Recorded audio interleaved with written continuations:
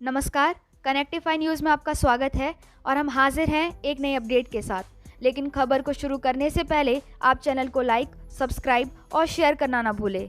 दरअसल खबर ये है कि हाल ही में चीन के राष्ट्रपति शी जिनपिंग ने अचानक भारत और चीन की सीमा के पास मौजूद तिब्बत के निंगची शहर का दौरा किया, जो भारत की सीमा से सिर्फ 17 किलोमीटर दूर है। और इस शहर के रास्ते चीन भारत के खिलाफ नई रणनीति तैयार कर रहा है।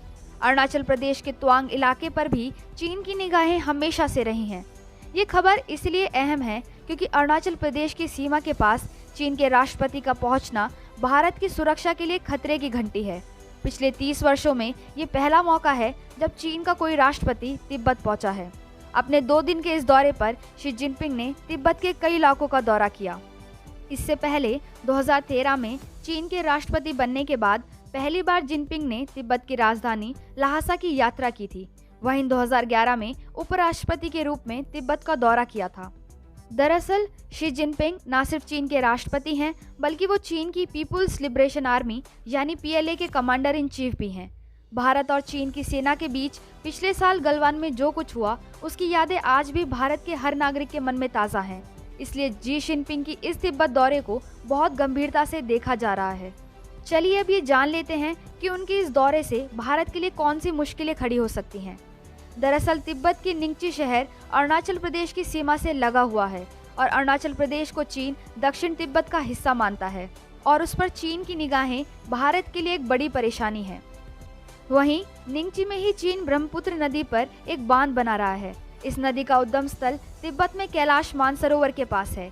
यहीं से निकलकर ये नदी निंगची पहुंचती है और फिर वहां से ये भारत के अरुणाचल प्रदेश में प्रवेश करती है। पानी पर भारत और बांग्लादेश के 13 करोड़ लोगों का जीवन निर्भर करता है। इसलिए अब चीन इस नदी को बांध के जरिए नियंत्रित करके भारत को परेशानी में डालना चाहता है। इसी के साथ पिछले महीने ही चीन ने तिब्बत की पहली हाई स्पीड ट्रेन सर्विस निंगची से ल्हासा के बीच शुरू की है। अगर कुल मिलाकर बात करें तो यानी चीन ने भारत की सीमा से सिर्फ 20 से 40 किलोमीटर की दूरी पर न सिर्फ नदियों पर बांध बनाने शुरू कर दिए हैं, बल्कि चीन रेल और सड़क के रास्ते इस इलाके तक अपनी सेना की पहुंच को आसान बनाना चाहता है। उधर तिब्बत को लेकर चीन इसलिए भी ज्यादा परेशान है क्योंकि अब दुनिया के कई देश तिब्बत की आज़ादी के पक्ष में आ गए हैं। वर्ष 2020 में अमेरिका ने तिब्बत के लिए एक नया कानून पास किया था, जिसमें यह तय हुआ कि अगला दलाई लामा चुनने का हक सिर्फ तिब्बत के लोगों का होगा, चीन का नहीं।